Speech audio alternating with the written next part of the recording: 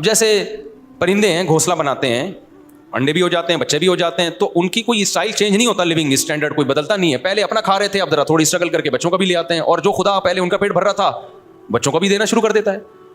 घोंसला बनाने का तरीका भी बता देता है उनको, भाई ऐसे बनाना है। तो इंसानों के साथ भी, इंसानों पे कमबख्ती क्यों आई हुई है? इसलिए कि इंसान अपनी खोपड़ी को ज़रूरत से ज़्यादा इस्तेमाल करता है और अल्लाह से आगे निकलने की कोशिश करता है, इसलिए बर्बाद होता है। तो अल्लाह से आगे मत निकलो मेरे भाई, फितरत से आगे मत निकलो। तो बच्चा पैदा होगा तो और खुशी की बात है, फिर भी टेंशन की बात नहीं है। चलो यार, घर में एक खिलौना मिल रहा है आपको। गोरे कुत्ते पालते हैं, बंदर पालते हैं, उनका भी तो खर्चा होता है कि नहीं होता? कुत्ता फ्री में पलता है क्या? बंदर फ्री में पलते हैं?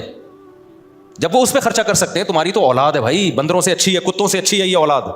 ये तुम्हें एंटरटेनमेंट का जरिया है, और अल्लाह पैदा करते ही माँ की छातियों में दूध पैदा कर देगा कि भाई तेरी टेंशन नहीं है, ये मेरी टेंशन है। अल्लाह कहेगा ये टेंशन किसकी है? ये मेरी है।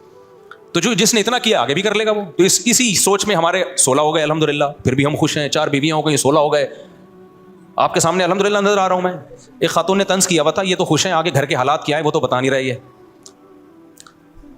अबे खातून ने लिखा, लोग लिबरल लोग बोलते हैं नहीं, बच्चे होंगे तो टेंशन है, बीवियां ओ भाई ओ ऐसे करके जैसे पता नहीं क्या हो जाएगा, प्रोग्राम तो बढ़ जाएगा, लोग ये समझ रहे होते हैं। मैं 20 साल पहले भी यही तकरीरें इसी स्टाइल से करता था। कोई टेंशन नहीं है, बनाओगे तो बहुत बड़ी टेंशन है, बनाओगे नहीं तो कुछ भी नहीं है। ये जैसे शरीयत ने कहा, करते चले जाओ, लाइफ को एंजॉय करो, खुशी वाली जिंदगी मिलेगी तुम्हें। थोड़ी बहुत टेंशन तो वो तो नेचर का हिस्सा है यार। वो तो जो कमा रहे हैं उनको कम है क्या?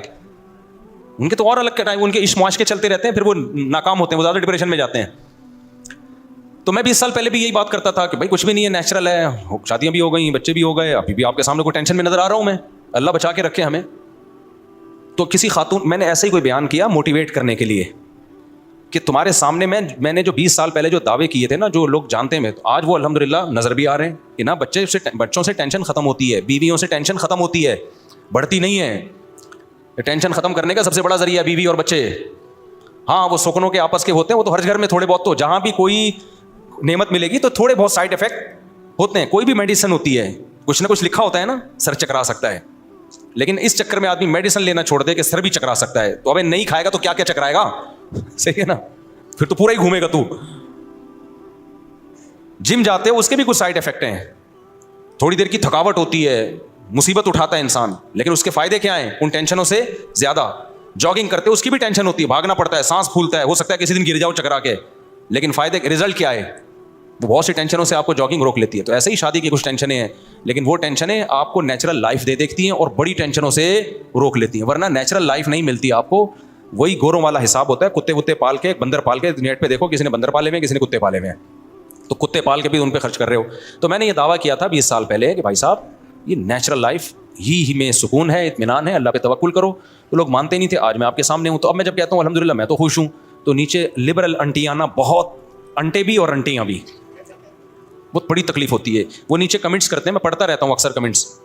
उन्होंने लिखा है कि ये तो खुश हैं, आगे घर में क्या हाल रखा हुआ इन्होंने, ये तो कोई घर वालों से जाके पूछे।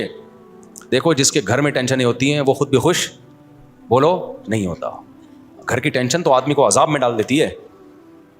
ये कैसे हो सकता है कि घर में खुशी ना हो, टेंशन है, और मैं यहाँ आके मुस्कुरा रहा हूँ आपके सामने? तो अल्लाह का फजल है, मेरे घर में भी अल्लाह ने अच्छा माहौल रखा हुआ है, यहाँ भी रखा हुआ है अच्छा माहौल, आपके सामने बैठा हुआ हूँ। हाँ, ये मैं कभी दावा नहीं करता कि हर वक्त घर में या यहाँ पे अच्छा माहौल होता है, हमें कोई परेशानी नहीं आती। तो नॉर्मली हर घर में कुछ ना कुछ होता है, ऊंच नीच होती है, हमारे घर में भी होती है, कभी आवाज़ भी ऊंची हो जाती है, कभी कोई लड़ाई भी हो जाती है। तो मैं कभी वो दावा नहीं करता कि फरिश्तों की दुनिया वाले दावे करूँ कि मेरे घर में ऐसा माहौल है कि मैं जब जाता हूँ तो ऐसा स्विट्ज़रलैंड वाला माहौल हमारे घर में है। भाई ऊंच नीच थोड़ी बहुत हर घर में, हमारे घर में भी होती है, पड्डे मड्डे भी हो जाते हैं कभी कभार। जहाँ गोश्त खाओगे, खुराक खाओगे, रोटी खाओगे तो ताकत तो आएगी ना, वहाँ इख्तलाफ भी होगा, हो सकता है कभी आवाज़ ऊंची होकर घर से बाहर चली जाए, कभी कोई झगड़ा हो जाए, कभी फटा हो, ये नॉर्मल है, नेचुरल है ये